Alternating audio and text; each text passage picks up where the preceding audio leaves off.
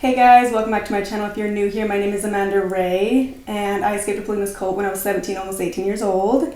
We have a very special guest here today.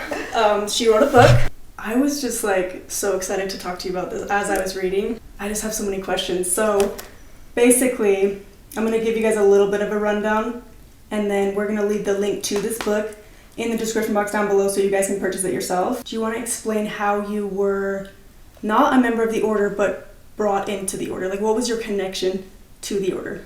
Okay, so my mom, Rolene, was born into the order.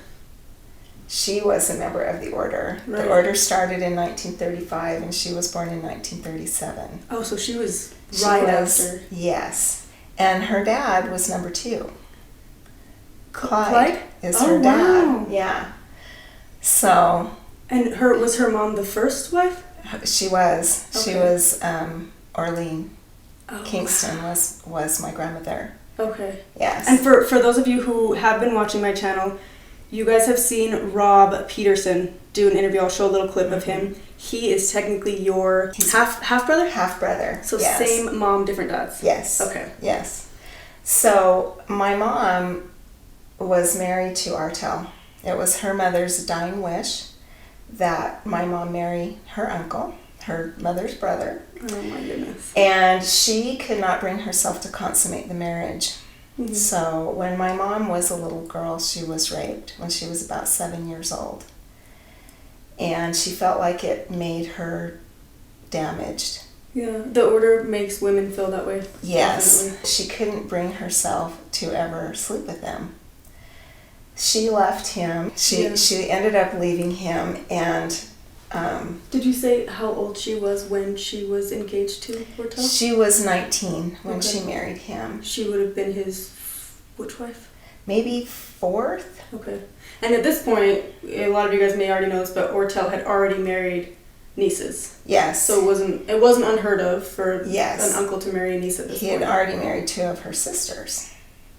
Oh, right. Mm-hmm. Full sisters? Full sisters. Okay, so then her mother was like, hey, my dying wish is that you also are Ortel's now. And the sad part is she had a boyfriend in the order who she wanted to marry, who she loved very much, and that of she course, didn't get to do that. When you do that, if you leave the leader, you got to leave the order too, right? At that point, I think she probably might have been able to stay, but she had met my dad, and my dad was so charming. And so he was not in the order. He was not in the order. He was raised in a good Catholic family. Okay. Very handsome. Young George Clooney, handsome. No. Oh, my dad was gorgeous. So this picture up here, that was his father. Okay, this middle one? The middle one. Okay. That was my dad's father, and he looked a lot like him. How did she meet him then if he had no affiliation? So, Mom was in beauty school. Okay. And she was modeling a new hair color, silver, platinum hair color, in a black strapless dress. Oh. And he had come with the boy that she was dating at that point and fell in love with her. And they got married 3 months later. Oh, wow. Yeah. 3 months. I feel like back then that was very common, especially in Utah. Yeah. It's like everyone gets married very fast. Yeah. Okay. So anyway, they got married and started having babies and had 5 little girls. He, after his father died, really went through a time emotionally and mentally. And at that same point, he had a friend that just came home from the Vietnam War, and he started using drugs. Okay. And he went to a really dark place and became a monster. Yeah. So about 6 weeks before I turned 7, Mom left him, and with her 5 little girls and no child support, she went home to the order. Yeah, that's what I was reading too in here. It talked about how you guys basically had nowhere else to go, and you had to seek help in the order. Right, and my mom would have anyway, because before she married my dad, my grandpa told her, if you do this, if you leave the order, it's going to end up so bad. Oh, so she took it as like, this is a premonition, this is direction coming true. Yes. Oh. And so she felt like that she had done the wrong thing, and so the only hope was to go back to the order.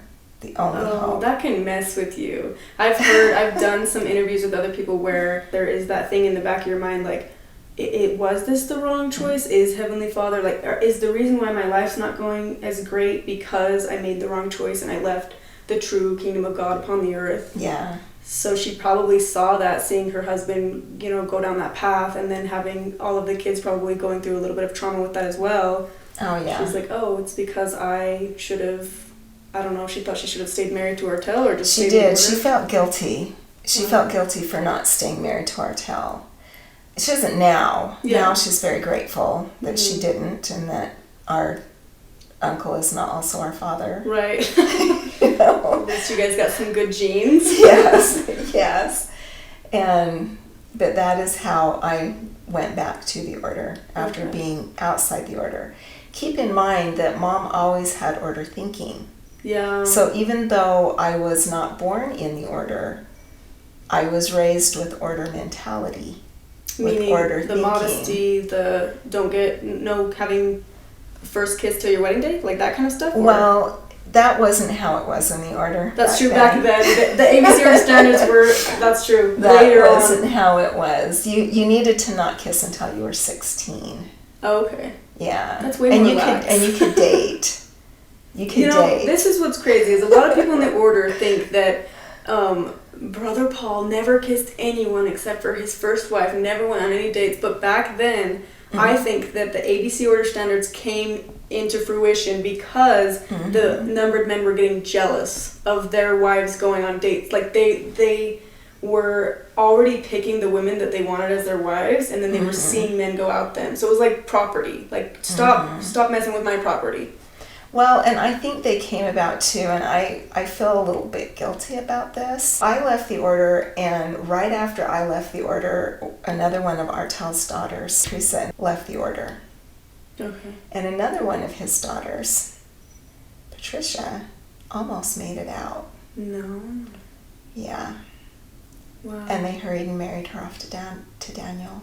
Okay. I've heard bits and pieces of this story that Patricia, so we've talked about her in the last video actually with Andrew, because Andrew's her son. I hear bits and pieces about, like, she liked someone else, she wanted a different life, and then they hurried and married her to Daniel so she couldn't leave. They did. After that happened with Patricia, so it was me and then Teresa and then Patricia, and we were all really good friends. We hung out together. And I heard it said after that it's better to marry them off younger than to lose them. And so then you started seeing girls getting married at 13 and 14 and 15, and 15 was kind of old to get married. Like, you saw a lot of really young girls getting married off because they were so afraid that they would have a mind of their own and that they would find a way out because of what had happened with the three of us. Yeah. So you guys at that time then were kind of like trailblazers then, because no one else was leaving. So they saw that and they were like, oh, I have choices. Yeah. Well, I was the first person in my family to leave. Wow. But you did get married, no? So how did that happen? You guys came back. You were 7 when your mom chose to come back. She then gets married again. And then you get married at 15, right? Right. So, but I didn't get married in the order. Oh, really? No.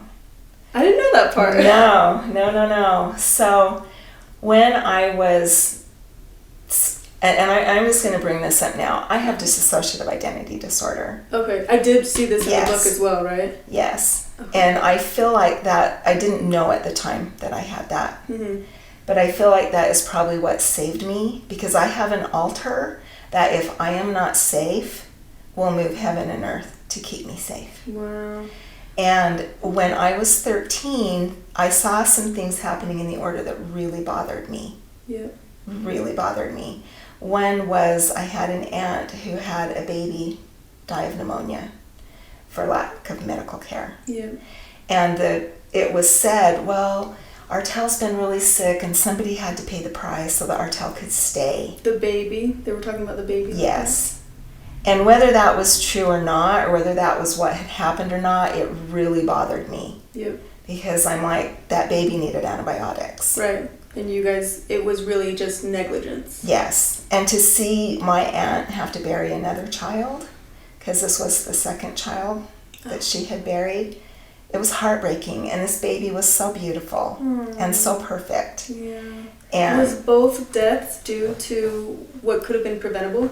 The first one probably not, because it was meningitis, and at that point in time, meningitis was really hard to treat. Oh, okay. So if you got meningitis, chances were good that you'd have a bad outcome. Okay, so that was probably when the cracks started to form, when you started to see your altar come out to protect you? Well, and I didn't realize. I didn't realize because I was not diagnosed till 2009. Like, I had symptoms, but it was all when I went to therapy later in life, it was attributed to CPTSD. Right. Not the other. Right. Until, yeah. Well, it's also like, how could you even, I think that so many order people have all kinds of DID, obviously PTSD. There's also people coming out, people that have left that come out with BPD, right? But you can't get diagnosed with it when you're there. There's no such thing as any of these terms there. No, and I don't feel like I got DID from the order. You think you were born with it? No. You're not born with it. Okay. DID is caused by severe trauma that happens before you're 6 and 7. Oh, really? So I think it happened in my father's home. Oh, because he was a monster. Okay. Do you want to educate us a little bit on this? Because I did not know. I thought that it could be something you are born with. Not DID. Okay. So that has to be developed from severe trauma, but it has to be within the... It's within the formative years. How did they diagnose it? For me?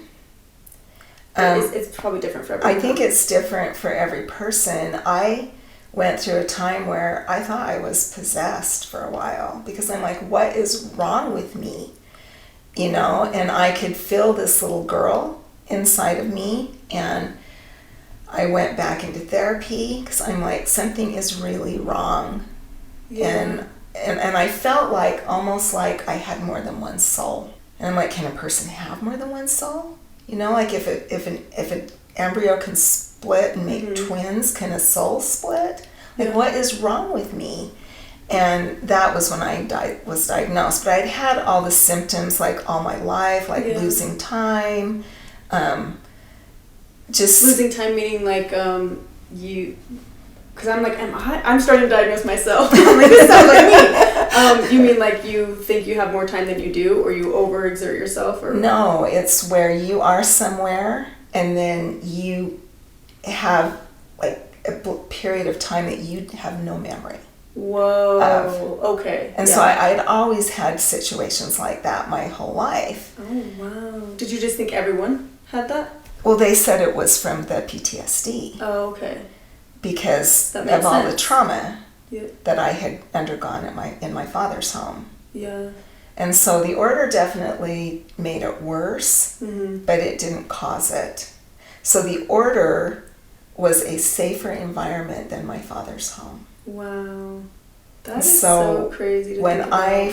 When I, after I'd been out for a while and people were leaving and going to therapy, I'm like, why do they need therapy?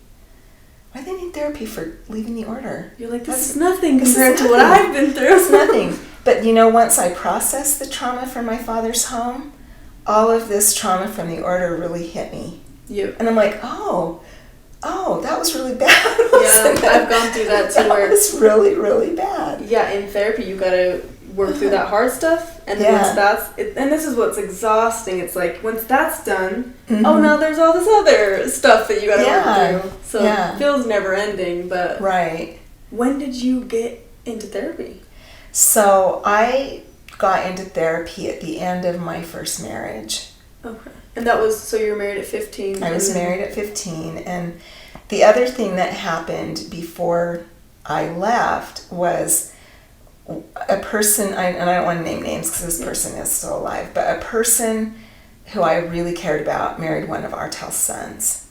And this son was very abusive to her. Mm-hmm. And Dewart even went and talked to Artel about it because he was very upset about it. And we had a young people's meeting, and we could ask Artel any question we wanted anonymously. So on my little 3x5 card, I wrote, if you are in the order and you get married and your husband abuses you, what should you do? And he read my question. In front of the church? Yeah, because it was the young people's meeting, and nobody knew I wrote it. Yeah. But he read it and started laughing and said, that doesn't happen in the order. Yes, there's no abuse in the order. Wow. And right then, I'm like, you are no prophet because you know this is happening and you refuse to do anything to stop it. Because it was his son. Because it was his son doing it. And so gross to me. Yeah. And so at that point, I think I was probably 14 at this point, 13 or 14. I was 13 or 14, and I made a vow. But I made vows to myself from the time I was 8 when I read Jane Eyre and knew that I could choose my own path. Jane Eyre? Jane Eyre. I read Jane Eyre when I was 8 because Christy read it and I wanted to be like Christy. Oh, your older sister? Yeah. Oh, and she was old enough to read it. I wasn't. And the only thing I really got out of it was that I could choose my own path. Mm-hmm. So when I was 8, I made promises like, my children will not be hungry. Mm. When I grow up, my children will not be hungry. When I grow up, my children will be able to go to college. When I grow up, I am not going to have drugs in my home. Yeah. And so when he laughed at me, I said, I don't know how, I don't know when, but I will leave the order.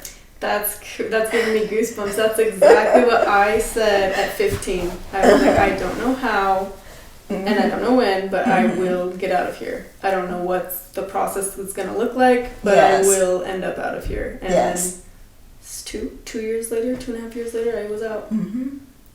It's so insane to hear you went through, watching a baby die from what could have been preventable. Yes. And then you're also going through knowing about all of this abuse happening at such a young age. It's like, did you ever feel like, or did anyone ever tell you that you were, you seemed older than your age?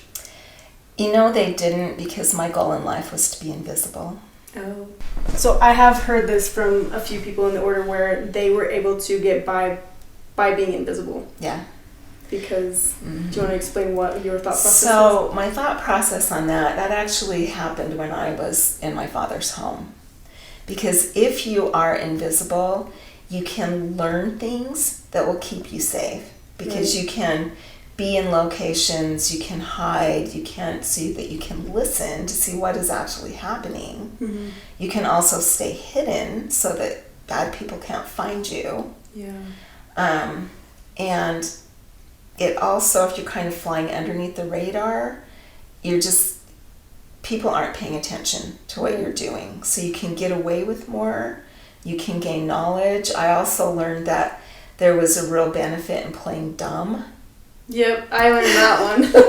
You just pretend you don't know. Yeah. Well, and they always tell you just say you don't know, so you don't know. Yeah. You don't have to lie, but just say you don't know. Mm-hmm. And it's not a lie if you're lying, if you're lying to an outsider, it's not a lie. So, right. I mean, that was back in my day too. And I know they still do that. Oh, yeah. So, because I just wanted to be invisible, I don't think anybody saw it coming. Because I went to work, I did all the right things I was supposed to be doing. But I had a boyfriend who was an outsider. And I really cared about him. Yeah. And I got pregnant on purpose. Really? At age 15, so that I could leave. Because you knew that they wouldn't fight you, right? They did, though. They still did? They still did. So they offered me my sister's husband as a choice. Older sister? Because they didn't want me to not have a choice. I mean, they felt like they were saving my soul by offering that. They had people at the house almost 24/7 trying to keep me from leaving. They didn't let me go to work. I wasn't allowed on the phone. Oh, I couldn't see my boyfriend. You're basically and just a prisoner. Just at me. You need to stay. You know, you're throwing away your future. You're throwing away your salvation. You're going to go to hell. All of the children you have with him will be in outer darkness, you know. Was it working a little bit? Like you started to fear? No. You're like, nope, I'm getting out of here. No, it wasn't. And I'm like, I know I have to be strong. And I had a friend at school that no one knew I was friends with. She had accidentally killed someone. And so she was kind of ostracized from, like, nobody was friends with her. But I was friends with her, and no one knew I was friends with her. And she had offered me a safe house. Wow. If I needed it. And no one in the order could have known where that was at? No. That's smart. I mean, no one in my family knew I was friends with her. No one knew I was friends with her. How do you keep those secrets? In the order, it's so hard to keep secrets because they pry so much. They do, but I was really good at being invisible. Yeah.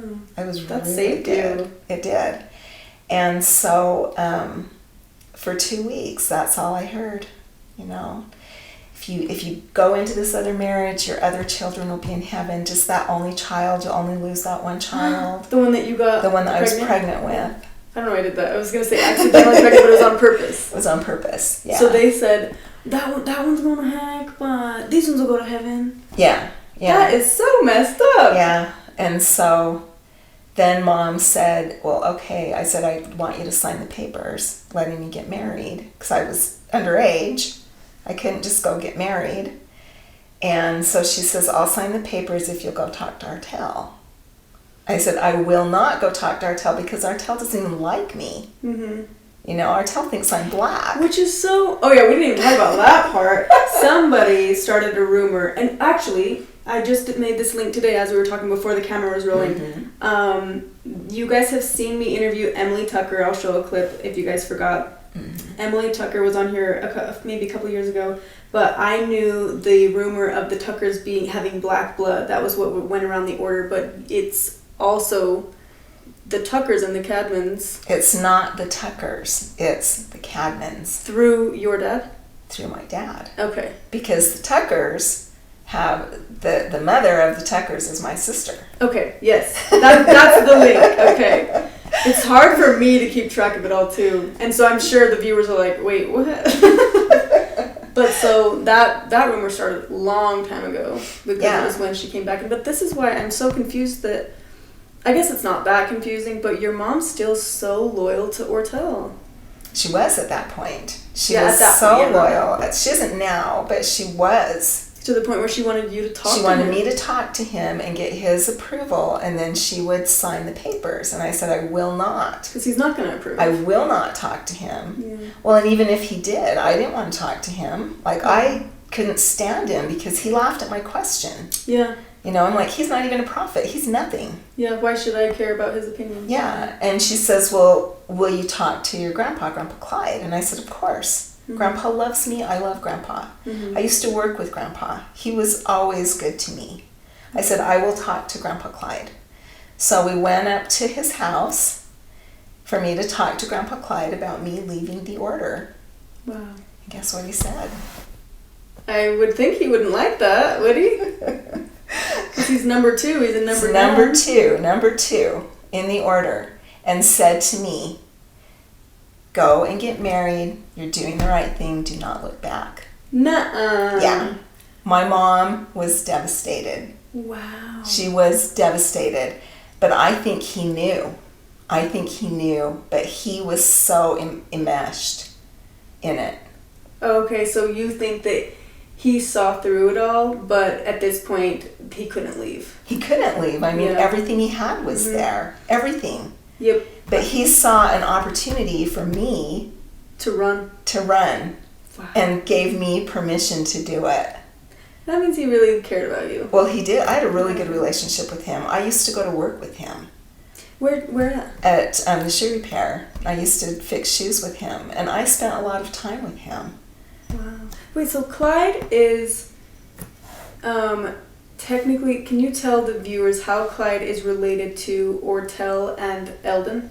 Okay, so Clyde was married to Orlean Kingston, who was Eldon and Artell's sister. Okay.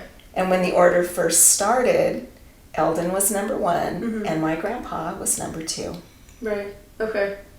I still have a hard time putting all the pieces together. I still sometimes confuse Eldon with Charles, but also because Mhm. Eldon and Charles he had those two names as well. Right. So Charles was Eldon's and Artell's and Orlean's dad. But Charles never got a number. Did he? Probably he did, I would think. Didn't he have a number? Why would Eldon be 1 and Clyde be 2? Because they were who started it. He was just their father. Okay. So Clyde and Eldon were like the co-founders of the order, Pretty much, essentially. yeah. Okay. And so technically a co-founder of the order was like, get out of here. Run while you still can. Yeah. I think about that a lot. Like when I think of my dad, I'm like, Uh-huh. I don't think that let's say he did want to leave. Mhm. Even if he did, how would he pick up and start over with a wife who's his sister, kids that are, incest, 2 wives who are also sisters, like 3 wives and like 30 kids, you know what I mean? You're trapped. Right. But this is how they trap you. This is how they trap the men. This is how they trap the women, because where can you go and still live your life? Right. Nowhere, because no one accepts that. Right. And after I left and was the only one out for years and years. And then when my older sister, who had offered me this escape of being able to marry her husband, when she left, she says, I am so thankful you turned us down. She says, what would we do now? What would our options Your be kids now? would be each other's siblings, and you would just have to Yeah. figure out how to live life like that, I guess. I don't know. Yeah. Yeah. Our kids would be cousin siblings, Right. second cousins. Was she like supportive of it at the time in the order? Supportive of what? You marrying him? Of her husband? Yeah. Oh, yeah. She wanted me to, because she wanted to save my salvation. Right. I think a lot of And it she is- loved me. I mean, and this is the cool thing, is my family did not disown me when I left, and they did not treat me as if I was dead. And that's rare.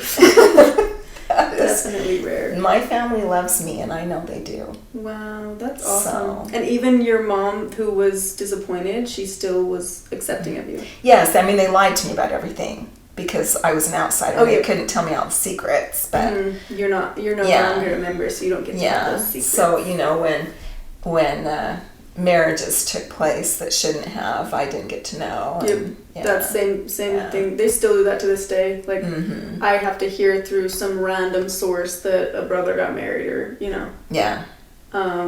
So weird. But it is interesting to talk about like how they trap the girls, right? So we just talked about how the girls were just getting married younger and younger because they didn't want them to think freely, and then the men become inevitably the men are trapped as well Yeah. because they dig themselves so deep. I've talked about this before on my channel because I wonder if because Paul's married to sisters. Mm-hmm. All of his brothers are married to sisters. Yeah. My dad, they had him marry a sister. Almost all of my dad's brothers are married to... No, I think every single one of my dad's brothers are married to a sister. All of my dad's sisters in the order are married to a brother. Mm-hmm. So my thought was like, did Paul do something to where he's like, you guys all have to marry a sibling? Because if I'm going to do it, we're all going to go down together. So that way, no one's ratting on me, because then I'll rat on you. Have you ever thought about that?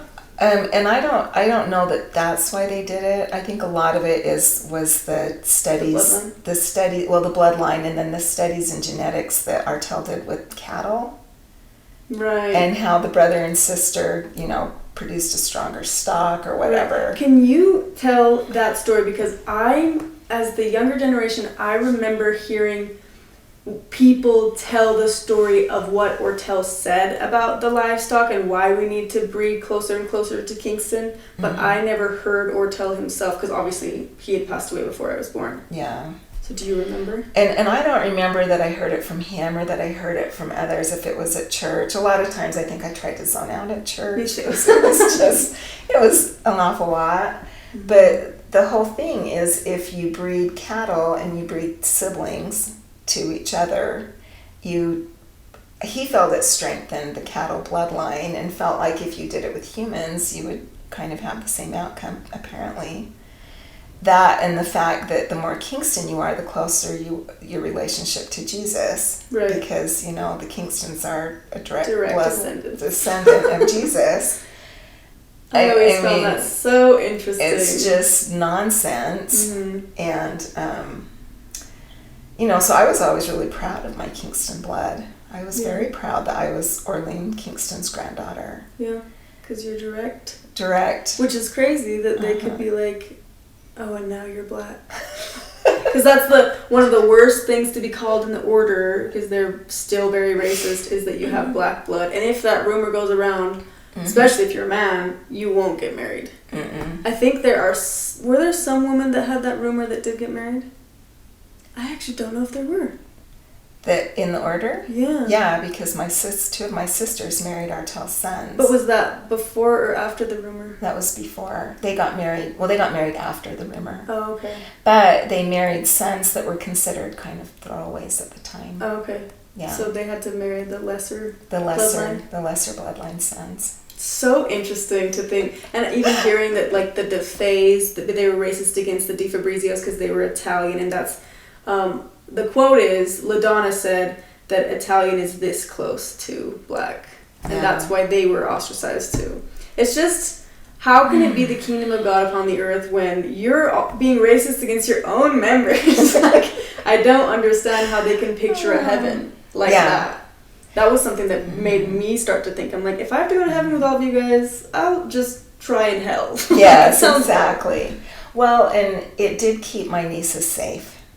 You think, oh yeah? Yeah, it kept them safe because nobody wanted them. Yeah. And so when Emily's family left, they left with all their kids. So nobody got left. No one got left behind. Yeah, blessing in disguise. Mm-hmm. Wow. Yeah, there's moments where I feel like, because when I left, I went on escaping polygamy, and I've been so public, and there was moments where I felt really guilty because it made my family name, the Grant family name, be like ostracized, and people would make fun of them. But then it's also like the silver lining of it being like, well, if they're going to treat you bad, then go somewhere where you can be treated good, Well, and the thing is, too, is where did the Grant name come from? My mom said it was from this police officer that was named Grant. But so it's made up. Yeah. So what does it matter anyway? It's true. Like, you can change it. It's not even real. I mean, because it should be Johnson. Yeah. Because, well, if you think of it, Johnson is a real name because it's from Isabel, but Isabel kept that. That was her maiden name. Right. But if she were to have gotten Ortels, it would have been Kingston. Yeah. We could go into so much up about the Kingston name, right? Some of the viewers know, actually, and I'm trying to figure out a good time to eventually, because I want to have the evidence, because the order always says I'm a liar. But the Kingston name is technically fake too. Yeah. So, but everyone on the outside knows this. People in the order still believe that Kingston is somehow, which is weird, because it's like Kingston, if it's directly to Christ, was it Jesus Christ Kingston? Like, I don't know. So interesting to think of but when you're in, it makes sense. Oh, it just makes sense. It does. It does until it doesn't. And when it doesn't make sense, you can no longer convince yourself. Yep. Like, you're done with that. It's like you have those blinders on, like kind of like a horse has, and as soon as you start to see those questions, and I really think it's not that the order members that stay are not smart. It's that they are not given those opportunities where the blinders come off. They're constantly like this. Yeah.